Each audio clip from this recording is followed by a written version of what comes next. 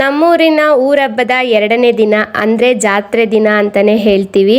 ನಿನ್ನೆ ರಾತ್ರಿ ನಮ್ಮ ಗ್ರಾಮ ದೇವತೆ ಪಟ್ಟಲದಮ್ಮ ದೇವರನ್ನ ಪಲ್ಲಕ್ಕಿನಲ್ಲಿ ಕೂರಿಸಿ ಮೆರವಣಿಗೆ ಮಾಡಿಸಿ ಆರತಿನ ಮಾಡಿ ಮತ್ತು ಪೂಜೆ ಕುಣಿಗೊತ್ತ ಎಲ್ಲನೂ ಮಾಡಿದ್ರು. ಎಲ್ಲ ತುಂಬಾ ಚೆನ್ನಾಗಿತ್ತು. ಮತ್ತು ಬೆಳಗ್ಗೆ 5 ಗಂಟೆಗೆ 7 ಊರಿನ ಪೂಜೆಗಳು ಕೂಡ ಕೊಂಡ ಆಯಿತು. ಯಾವುದೇ ವಿಘ್ನಗಳಿಲ್ದಲೆ ತುಂಬಾ ಚೆನ್ನಾಗಿ ನಡೀತು. ಅದು ಕೂಡ ನಮ್ಮೂರಿನ ಪಟ್ಟಲದಮ್ಮ ದೇವಿ ಮತ್ತು ತೂಬಿನಕೆರೆ ದೊಡ್ಡಪಡ್ಲಮ್ಮ ದೇವಿ ಇಬ್ಬರೂ ಅಕ್ಕ ತಂಗಿರು. ತೂಬಿನಕೆರೆ ದೊಡ್ಡಪಡ್ಲಮ್ಮ ದೇವಿದು ವಿಗ್ರಹವಿದೆ. ನಮ್ಮೂರಿನಲ್ಲಿ ಪಡ್ಲಮ್ಮಂದು ಮೆರೆಗ್ರ ಇದೆ. 7 ಊರಿನಲ್ಲಿ ಯಾರೇ ದೇವ್ರನ್ನ ಕೂರಿಸಿದ್ರು ಪಡ್ಲಮ್ಮನ್ನ ನಮ್ಮೂರಿಂದನೇ ದೇವ್ರನ್ನ ತಗೊಂಡೋಗ್ಬೇಕು. ಇದು ಅವಾಗಿಂದನೂ ರೂಢಿನಲ್ಲಿದೆ. ಈಗ ದೇವರಿಗೆ ದೃಷ್ಟಿಯನ್ನು ತೆಗಿತಿದ್ದಾರೆ. ಯಾಕಂದರೆ ಹೊರಗಡೆ ಹೋಗಿದ್ದು ಬಂದಾಗ ದೇವ್ರಿಗೂ ಕೂಡ ದೃಷ್ಟಿಯಾಗುತ್ತೆ ಅಲ್ವಾ. ರಥದ ನೀರು ಮಾಡಿ ದೇವರಿಗೆ ದೃಷ್ಟಿ ತೆಗಿತಾರೆ. ಈಗಲೇ ಅಂತಲ್ಲ, ಎಲ್ಲೇ ಹೊರಗಡೆ ಹೋಗಿದ್ದು ಬರಲಿ ದೇವರು, ಅಲ್ಲಿಂದ ಬಂದ ಮೇಲೆ ಗುಡಿಯೊಳಗೆ ಹೋಗ್ಬೇಕಾದ್ರೆ ದೃಷ್ಟಿನ ತೆಗೆದು ದೇವ್ರನ್ನ ಒಳಗಡೆ ಕರ್ಕೊಳ್ಳೋದು.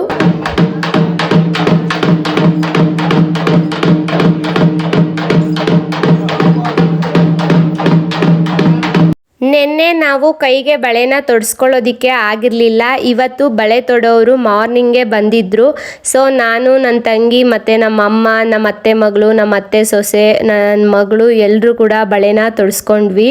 ಇದಾದ ನಂತರ ನಾವು ತಂಬಿಟ್ಟನ್ನ ಮಾಡಿದ್ವಿ. ತಂಬಿಟ್ಟು ಮಾಡಬೇಕಾದ್ರೆ ನಾವು ವಿಡಿಯೋನ ಮಾಡ್ಕೊಳಕ್ಕಾಗಲಿಲ್ಲ. ತಂಬಿಟ್ಟನ್ನ ಹೇಗೆ ಮಾಡ್ತೀವಿ ನಮ್ಮ ಕಡೆ ಅಂದರೆ, ಕಡಲೆ ಬೀಜ ಮತ್ತು ಹುರ್ಗಡ್ಲೆನ ಗ್ರೈಂಡ್ ಮಾಡ್ಕೊತೀವಿ. ಬಟ್ ಅದು ಬಾಯಿಗೆ ಸಿಗೋ ಥರ ಮಾಡ್ಕೊಬೇಕು. ಫುಲ್ಲು ನುಣ್ಣಗೆ ಮಾಡ್ಕೊಬೇಡಿ. ಮತ್ತು ಕೊಬ್ಬರಿ ತುರಿನ ರೆಡಿ ಮಾಡಿ ಇಟ್ಕೋಬೇಕು. ಸ್ವಲ್ಪ ಗಸಗಸೆನೂ ಬೇಕಾದರೆ ಆ್ಯಡ್ ಮಾಡ್ಬೋದು. ಮೊದಲಿಗೆ ನಾವು ಅಕ್ಕಿನ ನೆನೆಸಿ ಅದನ್ನು ಮಾರ್ನಿಂಗು ಅದನ್ನು ಗ್ರೈಂಡ್ ಮಾಡಿ ಅದನ್ನು ಮತ್ತೆ ತಿರ್ಗಾ ಜರಡಿ ಹಿಡಿಬೇಕು. ಜರಡಿ ಹಿಡಿದು ಆ ಹಿಟ್ಟು ಆರದೇ ಇರೋ ಥರ ಮುಚ್ಚಿಡಬೇಕು. ಅದಾದಮೇಲೆ ನೆಕ್ಸ್ಟು 1 ಗ್ಲಾಸ್ ನೀರನ್ನ ತಗೊಂಡು ಅದಕ್ಕೆ ಬೆಲ್ಲನ ಆ್ಯಡ್ ಮಾಡಬೇಕು. ನಿಮಗೆ ಸ್ವೀಟ್ಗೆ ಎಷ್ಟು ಆಗುತ್ತೋ ಅಷ್ಟನ್ನು ಆ್ಯಡ್ ಮಾಡ್ಕೊಳ್ಳಿ. ನಾವಿಲ್ಲಿ ದೊಡ್ಡ ಅಚ್ಚು 2 ಹಾಕಿದ್ವಿ. ಅದಾದಮೇಲೆ ನೆಕ್ಸ್ಟು 2 ಎಳೆ ಪಾಕ ತಗೊಬೇಕು. 2 ಎಳೆ ಪಾಕ ಬಂದ ಮೇಲೆ ಕಜಾಯಿಗೆ ತಗೊತೀವಲ್ಲ ಅದೇ ಥರ 2 ಎಳೆ ಪಾಕ ತಗೊಂಡ್ಮೇಲೆ ಅದಕ್ಕೆ ಫಸ್ಟು ನಾವು ಕೊಬ್ಬರಿ ತುರಿ ಮತ್ತು ಕಡಲೆ ಬೀಜದ ಪುಡಿ ಮತ್ತು ಹುರ್ಗಡ್ಲೆ ಪುಡಿ 3 ಹಾಕಿ ಸ್ವಲ್ಪ ಗಸಗಸೆ ಹಾಕಿ ಸ್ವಲ್ಪ ರವೆ ಬೇಕು ಅಂದರೆ ಸ್ವಲ್ಪ ಒಂದು 50 ಗ್ರಾಮು ಇಲ್ಲ 100 ಗ್ರಾಮ್ನೋ ಹಾಕೋದು. ಅದಾದಮೇಲೆ ನೆಕ್ಸ್ಟು ಅಕ್ಕಿ ಹಿಟ್ಟನ್ನ ಏನು ಗ್ರೈಂಡ್ ಮಾಡಿ ಇಟ್ಕೊಂಡಿರ್ತೀರ ಅದನ್ನು ಸ್ವಲ್ಪ ಹಾಕಿ ಅದು ಒಂದು ಹದ ಬರುತ್ತೆ, ನಿಮಗೆ ಕಟ್ಟೋಕ್ಕೆ ಗೊತ್ತಾಗುತ್ತೆ. ಅಷ್ಟಕ್ಕೆ ಹಾಕಿ ಚೆನ್ನಾಗಿ ಅದನ್ನು ಹಿಟ್ಟನ್ನ ಕಲಿಸ್ಕೊಬೇಕು. ಅದಾದಮೇಲೆ ತಂಬಿಟ್ಟು ರೆಡಿ ಆಗುತ್ತೆ. ಜಾತ್ರೆಗೆ ಹೋಗ್ತೀವಲ್ಲ ಆಗ ತಂಬಿಟ್ಟನಾರ್ತಿನ ತಗೊಂಡೋಗಿ ದೇವರಿಗೆ ತಂಬಿಟ್ಟನಾರ್ತಿ ಮಾಡ್ತೀವಿ. ನೆಕ್ಸ್ಟು ನಾವು ಕೊಟ್ಟಿಗೆ ಹತ್ರ ಬಂದ್ವಿ. ಕೊಟ್ಟಿಗೆ ಅಂದರೆ ಇಲ್ಲಿ ನಾವು ದನ, ಕುರಿ, ಹಸು, ಎಮ್ಮೆ ಎಲ್ಲನೂ ಸಾಕೋದು ಮಾತ್ರ. ಸಂಸಾರಕ್ಕೆ ಒಂದು ಮತ್ತು ದನ ಕುರಿಗೇ ಒಂದು ಮನೆ ಇದೆ. ಸೊ ಅಲ್ಲಿಗೆ ಬಂದ್ವಿ. ಅಲ್ಲಿ ನನ್ನ ಮಗಳ ಜೊತೆ ನಮ್ಮ ಅಮ್ಮ ಮಾತಾಡ್ತಾ ಇದ್ದಾರೆ. ಮತ್ತು ನನ್ನ ತಂಗಿನೂ ಏನೇನೋ ಕ್ವಶನ್ಸ್ ಕೇಳ್ತಾ ಇದ್ದಾಳೆ. ಅವಳ ಜೊತೆ ಮಾತಾಡಿಕೊಂಡು ನೋಡಿ ಏನು ಹೇಳ್ತಿದ್ದಾಳೆ.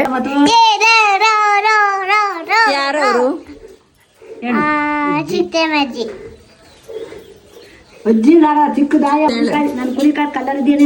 ನಾನು ಚೆನ್ನಾಗಿದ್ದೀನಿ ಅಂತ ಹೇಳಮ್ಮ. ನೋಡಿ ನಾನು ಯಾವ ಕಲರ್ ಚೆನ್ನಾಗಿದ್ದೀನಿ. ನನ್ನ ಕೈ ಕ್ವಾಲಿಟಿ ನೋಡಿ, ನಿನ್ನ ಕೈ ಕ್ವಾಲಿಟಿ ನೋಡಿ.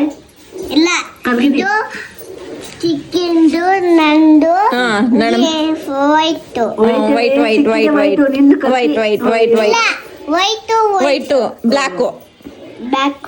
ನಿಂದೆ ಕಪ್ಪು ಒಡೆ. ಇಲ್ಲ ಇಲ್ಲ ನಿನ್ ಬ್ಯಾಕ್ ನಿನ್ ಬ್ಯಾಕ್ ನಿನ್ ಬ್ಯಾಕ್ ನಿನ್ ಬ್ಯಾಕ್ ನಿನ್ ಬ್ಯಾಕ್ ಬ್ಯಾಕ್ ಬೆಳಿಗ್ಗೆ ನಂದೆ ಕಪ್ಪ. ನಮ್ಮ ಅಮ್ಮ ಸುಮ್ಮನೆ ಮೊಮ್ಮಗಳನ್ನ ರೇಗಿಸ್ತಿದ್ರು. ಆದರೆ ನನ್ನ ಮಗಳು ಎದುರ್ಕೊಳ್ಳಲ್ಲ ಯಾವುದಕ್ಕೂ ಅಷ್ಟೇ.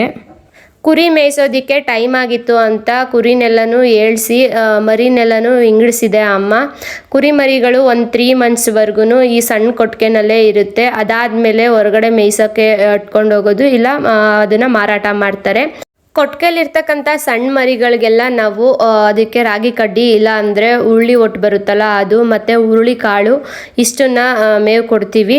ಮತ್ತು ಕುರಿಗಳನ್ನ ಬಿಸಿಲು ಅಲ್ವಾ, ಸ್ವಲ್ಪ ಇವಾಗ ಸೊಪ್ಪೆಲ್ಲ ಅಪ್ಪ ಕಡ್ದು ಅದಕ್ಕೆ ಸೊಪ್ಪು ಹಾಕುತ್ತೆ ಮರದಿಂದ. ಅದಾದಮೇಲೆ 3 ದಿವಸದಿಂದನೂ ಕೂಡ ನಮ್ಮ ಡ್ಯಾಡಿನೇ ಕುರಿ ಮೇಯಿಸ್ತಾ ಇದ್ದಾರೆ. ಯಾಕಂದರೆ ಹಬ್ಬ ಮಾಡೋದಕ್ಕೆ ನಮ್ಮ ಅಮ್ಮ ಮನೇಲಿರಲಿ ಅಂತ. ಅಪ್ಪ ಕುರಿ ಅಟ್ಕೊಂಡು ಹೋದ್ಮೇಲೆ ಮೇಯಿಸೋದಕ್ಕೆ ನಾವು ಮನೆಗೆ ಬಂದು ಸ್ನಾನವನ್ನು ಮಾಡಿದ್ವಿ. ಅದಾದಮೇಲೆ ದೇವರಿಗೆ ಸಿಂಪಲ್ಲಾಗೆ ಪೂಜೆಯನ್ನು ಕೂಡ ಮಾಡಿ ಊಟವನ್ನು ಮಾಡಿದ್ವಿ. ಆಲ್ರೆಡಿ 3 ಆಗಿದ್ದರಿಂದ ಜಾತ್ರೆಗೆ ಹೊರಡಬೇಕಿತ್ತು. ಯಾಕಂದರೆ ಜಾತ್ರೆ ನಡೆಯೋ ಸ್ಥಳನೂ ನಮ್ಮೂರಿಗೂ 1 ಕಿಲೋಮೀಟ್ರ್ ದೂರ ಇದೆ. ಮತ್ತು ತೂಬಿನಕೆರೆಯಿಂದ ಒಂದು 300 ಮೀಟರ್ ದೂರನೇ ಇದೆ ಜಾತ್ರೆ ನಡೆಯೋ ಸ್ಥಳ. ಅಲ್ಲೇ ದೇವಸ್ಥಾನ ಕೂಡ ಇರೋದು. ಸೊ ನಾವು 1 ಕಿಲೋಮೀಟ್ರ್ ದೂರ ಇರೋದ್ರಿಂದ ಮನೆನ ಬಿಟ್ಟು ಇವಾಗ ಜಾತ್ರೆ ನಡೆಯೋ ಸ್ಥಳಕ್ಕೆ ಕೂಡ ಬಂದ್ವಿ. 7 ಊರಿನ ತೇರುಗಳು ಆ ಊರವರೇ ಆ ತೇರುಗಳನ್ನ ರೆಡಿ ಮಾಡಿರ್ತಾರೆ 2 ಡೇಸ್ ಮುಂಚೆನೇ ಜಾತ್ರೆಗೆ.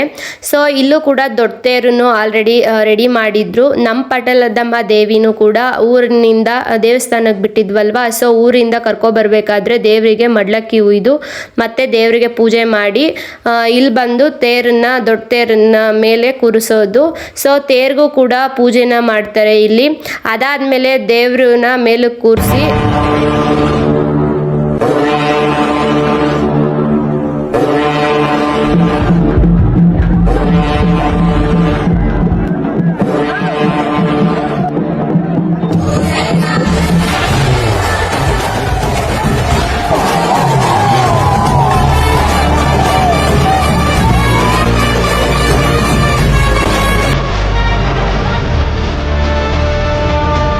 ಮೂರ್ ಜಾತ್ರೆ ನೋಡಿ ಬನ್ನಿ ಬಾಸ್.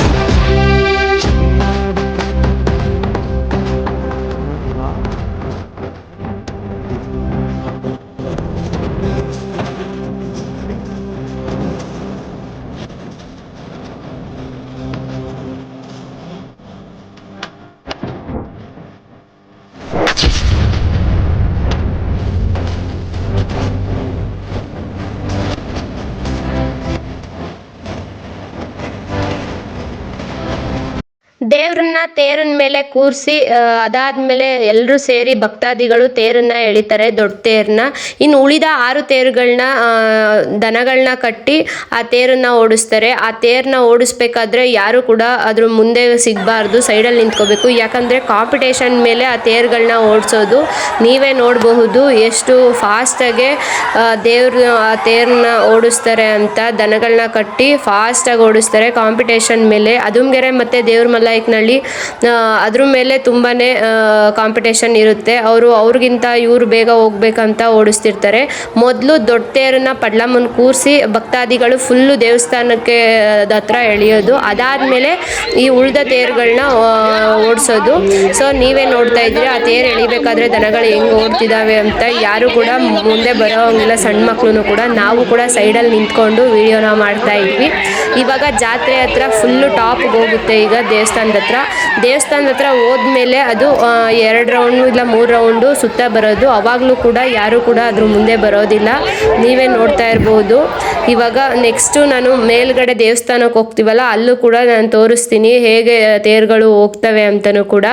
ಫಸ್ಟು ಮೊದಲೋಗಿ ತೇರು, ದೊಡ್ಡ ತೇರು ಅಲ್ಲಿ ಒಂದು ಕಡೆ ನಿಲ್ಲಿಸ್ತಾರೆ ತಗೊಂಡೋಗಿ.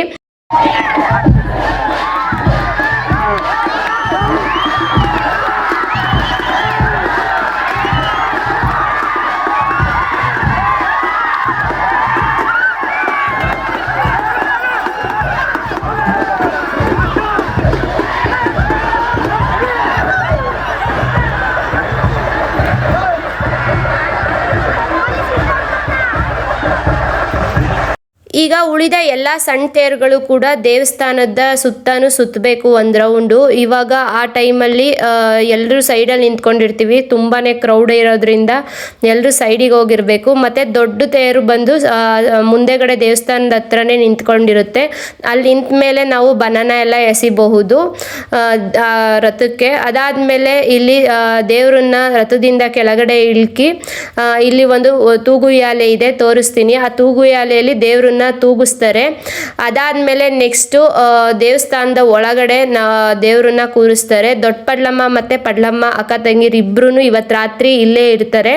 ಅದಾದ್ಮೇಲೆ ಮಾರ್ನಿಂಗು ಸಂಡೇ ಏನಿದೆ ಅವತ್ತು ದೇವ್ರನ್ನ ಕರ್ಕೊಂಬರೋದು. ಅಲ್ಲಿವರೆಗೂ ಕೂಡ ರಾತ್ರಿ ನೈಟ್ ಇಲ್ಲೇ ಬಿಟ್ಟಿರ್ತಾರೆ ದೇವ್ರನ್ನ.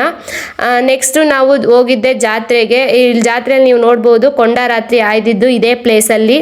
ದೇವಸ್ಥಾನದ ಅಲಂಕಾರ ಅಂತೂ ತುಂಬ ಸಖತ್ತಾಗಿತ್ತು. ಒಳಗಡೆ ಒಳಗಡೆ ಹೋಗಿ ಪೂಜೆ ಮಾಡಿಸ್ಕೊಂಬರಕ್ಕಂತೂ ಅಷ್ಟು ಕ್ರೌಡ್ ಇರುತ್ತೆ. ಜನಗಳು ಕೂಡ ಒಬ್ರ ಮೇಲೊಬ್ರು ನೂಕೊಂಡು ಹೋಗಿ ಪೂಜೆನೂ ಕೂಡ ಮಾಡಿಸಿದ್ರು. ಅದಾದಮೇಲೆ ತಂಬಿಟ್ನಾರ್ತಿನ ನನ್ನ ತಂಗಿ ಹೋಗಿ ಮಾಡಿಸ್ಕೊಂಬಂದ್ಲು, ಯಾಕಂದರೆ ನನಗೆ ಮಗು ಇತ್ತು, ಬೇಗ ಹೋಗಿ ಅವಳೇ ಮಾಡಿಸ್ಕೊಂಬಂದ್ಲು. ನೆಕ್ಸ್ಟು ನಾವು ಜಾತ್ರೆ ಒಳಗಡೆ ಎಂಟ್ರಿ ಕೊಟ್ಟ ತಕ್ಷಣ ಬಂದು ತಿಂದಿದ್ದೆ ಬಜ್ಜಿ ಬೋಂಡ. ಅದಾದಮೇಲೆ ನೆಕ್ಸ್ಟು ಕಬ್ಬನ್ ಜ್ಯೂಸ್ ಕುಡಿದ್ವಿ. ಪ್ರತಿ ವರ್ಷ ಜಾತ್ರೆಯಲ್ಲಿ ಅನ್ನ ಸಂತರ್ಪಣೆನ ಮಾಡ್ತಾರೆ. ಪಲಾವ್ ಆಗಿರಬಹುದು, ಮೊಸರನ್ನ ಆಗಿರಬಹುದು, ಮತ್ತು ಪಾನಕಗಳನ್ನೂ ಕೂಡ ಕೊಡ್ತಾರೆ. ಮಜ್ಜಿಗೆ ಆಗಿರಬಹುದು, ಸ್ವೀಟ್ ಪಾನಕ ಆಗಿರಬಹುದು, 2-3 ಕಡೆ ಪಾನಕಗಳನ್ನ ಕೊಡ್ತಾರೆ, ಮತ್ತು ಅನ್ನ ಸಂತರ್ಪಣೆನೂ ಕೂಡ ಮಾಡ್ತಾರೆ. ಈ ಟೈಮ್ ಏನಂತ ಗೊತ್ತಿಲ್ಲ, ಅನ್ನ ಸಂತರ್ಪಣೆನ ಮಾಡಿರಲಿಲ್ಲ. ಬಟ್ ಪಾನಕ ಅಂತೂ ಒಂದು 2-3 ಕಡೆ ಕೊಟ್ಟರು. ನಾವು ಈಸ್ಕೊಂಡು ಕುಡಿದ್ವಿ. ತುಂಬ ಚೆನ್ನಾಗೂ ಕೂಡ ಇತ್ತು. ಕುಡ್ದಾದ್ಮೇಲೆ ನೆಕ್ಸ್ಟು ಇಲ್ಲಿ ಏನೇನು ಬೇಕೋ ಅದನ್ನೆಲ್ಲ ಸ್ವಲ್ಪ ಬೈ ಮಾಡಿದ್ವಿ. ಆಟ ಸಾಮಾನುಗಳು, ನನ್ನ ಮಗಳಿಗೆ ಬೇಕಾಗಿರೋದು, ಮತ್ತು ನನ್ನ ಜೊತೆ ಪಾಪುಗಳು ಬಂದಿದ್ರು, ನನ್ನ ನಾದಿನಿ ಬಂದಿದ್ರು, ನನ್ನ ತಂಗೀರು ಬಂದಿದ್ರು, ಏನೇನು ಬೇಕೋ ಅದೆಲ್ಲನೂ ತಗೊಂಡ್ವಿ. ಅದಾದಮೇಲೆ ನೆಕ್ಸ್ಟು ಇಲ್ಲಿ ಆಟಗಳನ್ನೂ ಆಡಿಸ್ಬೋದು ಸಣ್ಣ ಮಕ್ಕಳಿಗೆ. ಆಟ ಆಡಿಸೋದಕ್ಕೂ ಒಂದು 2-3 ಥರ ಆಟ ಆಡೋಕ್ಕೆ ಅದನ್ನು ಇಟ್ಟಿದ್ರು. ಅಲ್ಲೂ ಕೂಡ ನಾವು ನೋಡಿದ್ವಿ. ಸೊ ಟಿಕೆಟ್ ತಗೊಂಡು ಆಟ ಕೂಡ ಆಡಿಸಿದ್ವಿ. ಅದನ್ನು ತೋರಿಸ್ತೀನಿ ಮುಂದೆ. ಇಲ್ಲಿ ನೋಡಬಹುದು ನೀವು 700 ಜನಗಳು ಎಷ್ಟು ಕ್ರೌಡ್ ಇದೆ ಅಂತ. ಒಂದು ಕಡೆನೂ ಫ್ರೀ ಇಲ್ಲ. ಒಂದು ಅಂಗಡಿಗೆ ಹೋದರೆ ಫುಲ್ಲು ರಶ್ಶು. ಯಾರ ಮೇಲೆ ಯಾರು ತಗೊತಿದ್ದಾರೆ ಅದನ್ನು ತಗೊಳಕ್ಕೂ ತುಂಬ ಟೈಮ್ ಹಿಡಿತು. ಒಂದು 2-3 ಅವರ್ ಜಾತ್ರೆನಲ್ಲೇ ಕಳೆದಿದ್ದೀವಿ. ಬಟ್ ಚೆನ್ನಾಗಿತ್ತು. ಟೋಟಲ್ ಹೇಳಬೇಕು ಅಂದರೆ ಜಾತ್ರೆ ಅಂದರೆ ಒಂದು ಕಡೆ ಖುಷಿ ಆಗುತ್ತೆ ಅಲ್ವಾ. ಊರ ಕಡೆ ಜಾತ್ರೆ ಅಂದರೂ ಇನ್ನೂ ಖುಷಿ.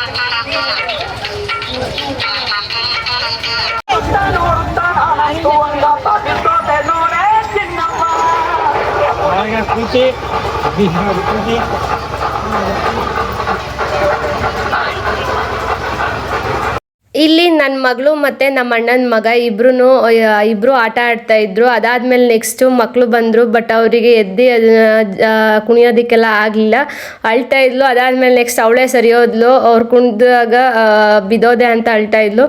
ಒಂದು 6 ನಿಮಿಷ ಕೊಟ್ಟಿರ್ತಾರೆ ಈ ಆಟ ಆಡೋದಕ್ಕೆ. ಇಲ್ಲಿ ಅವರು 10 to 12 ಮಿನಿಟ್ಸೇ ಆಟ ಆಡಿಸಿದ್ರು. ಚೆನ್ನಾಗಿ ಆಟ ಆಡಿದ್ರು ಇಬ್ಬರೂ ಕೂಡ ಸೇರಿ. ಹುಡುಗರು ಜಾಸ್ತಿ ಆಯ್ತಾ ಅವರಿಗೆ ಆಟ ಆಡೋಕ್ಕಾಗಲಿಲ್ಲ. ಅದಾದಮೇಲೆ ನಾವೇನೇ ಕರ್ಕೊಂಬಂದ್ಬಿಟ್ವಿ, ಸಾಕು ಅಂದ್ಬಿಟ್ಟು. ನೆಕ್ಸ್ಟು ಅಲ್ಲಿ ಕಾರ್ ಆಡಬೇಕಾದ್ರೂ ಅಷ್ಟೇ ಅವಳು ಖುಷಿ ಪಟ್ಲು. ಇನ್ನೊಂದು ಅಣ್ಣನ ಮಗಳು ಒಬ್ಳು ಅಳ್ತಿದ್ಲು, ಅವಳನ್ನು ಎತ್ಕೊಂಡಾದ್ಮೇಲೆ ಇವರಿಬ್ಬರೇ ಆಡಿಸಿದ್ರು. ವರ್ಷ ಅಂತೂ ನಾವು ಈ ಹಬ್ಬಕ್ಕೆ ಮಿಸ್ ಮಾಡೋದೇ ಇಲ್ಲ. 3 ಡೇಸು ಕೂಡ ಎಂಜಾಯ್ ಮಾಡ್ತೀವಿ. ಅದರಲ್ಲೂ ಜಾತ್ರೆ ಅಂತೂ ಮಿಸ್ ಮಾಡೋದೇ ಇಲ್ಲ. ಎಷ್ಟೇ ಸುಸ್ತಾಗಲಿ ಆ ಟೈಮಲ್ಲಿ ಮಗುವನ್ನ ಕರ್ಕೊಬಂದು ನಾನು ಜಾತ್ರೆ ತೋರಿಸ್ತಿದ್ದೆ. ಈ ವರ್ಷವೂ ಅಷ್ಟೇ. ಇವಾಗ ನನ್ನ ಮಗಳು ನಡ್ಕೊಂಡು ಕೂಡ ಬರ್ತಾಳೆ. ಜಾತ್ರೆನ ತೋರಿಸ್ಬೋದು ಆರಾಮಾಗೆ. ಸೊ ಇವಾಗ ಎಲ್ಲನೂ ಮುಗಿಸ್ಕೊಂಡು ಒಂದು ಫೋಟೋಶೂಟ್ನು ಮಾಡ್ಕೊಂಡ್ವಿ. ಅಲ್ಲಿ ತೇರ್ ಮುಂದೆ ನಿಂತ್ಕೊಂಡು ನನ್ನ ತಂಗಿ ಅವ್ರೂ ಅವಳ ಫ್ರೆಂಡ್ ಇಬ್ರು ಫೋಟೋ ತೆಗೆಸ್ಕೊತಾ ಇದ್ದಾರೆ, ವಿಡಿಯೋ ಮಾಡಿಸ್ಕೊಂಡು. ಅದಾದಮೇಲೆ ನನ್ನ ಮಗಳದು ನಂದು ಹಾಗೆ ಒಂದು ವಿಡಿಯೋ ಇರಲಿ ಅಂದ್ಬಿಟ್ಟು ಅವಳನ್ನ ಎತ್ಕೊಂಡು ದೊಡ್ಡ ತೇರ್ ಮುಂದೆ ನೋಡಿ ಇಲ್ಲಿ ನಿಲ್ಲಿಸಿದ್ದಾರೆ. ಇಲ್ಲಿ ಮುಂದೆನೂ ನಾವು ಒಂದು ಸ್ವಲ್ಪ ವಿಡಿಯೋ ಮಾಡ್ಕೊಂಡ್ವಿ. ಅದಾದಮೇಲೆ ನೆಕ್ಸ್ಟು ಏನೇನು ಬೇಕು ಮನೆಗೆ, ಕಡಲೆಪುರಿ, ಬೋಂಡ, ಬಜ್ಜಿ ಏನು ತಿಂತಾರೆ ಅದನ್ನು ತೊಗೊಂಡ್ವಿ ಎಲ್ರೂ. ನೆಕ್ಸ್ಟು ಇದೆಲ್ಲನೂ ನೋಡಿಕೊಂಡು ಎಂಜಾಯ್ ಮಾಡಿದ್ವಿ ಫುಲ್ಲು ಜಾತ್ರೆನ. ಇನ್ನೇನು ಹೊರಡೋದಕ್ಕೆ ಟೈಮ್ ಆಗಿತ್ತು. ಸುಮಾರು ಆಲ್ರೆಡಿ 6:30 ಆಗೋಗಿತ್ತು. ಹೀಗಿತ್ತು ನಮ್ಮ ಜಾತ್ರೆ ದಿನ.